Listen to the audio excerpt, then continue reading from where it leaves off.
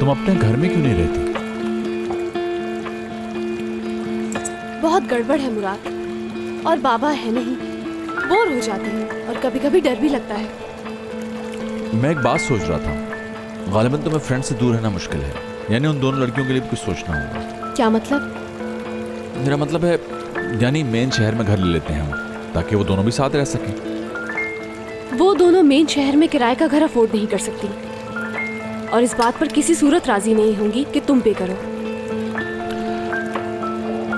मैं तुम्हें कहता मेरे घर में शिफ्ट हो जाओ, मगर अभी चूंकि हमारा रिलेशन फॉर्मल नहीं हुआ है, तो ये तो अभी बिल्कुल मुनासिब नहीं होगा।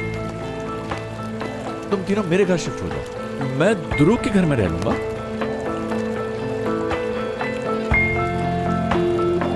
तुम आज मेरे घर के मसले पर इतने परेशान क्यों हो रहे हो?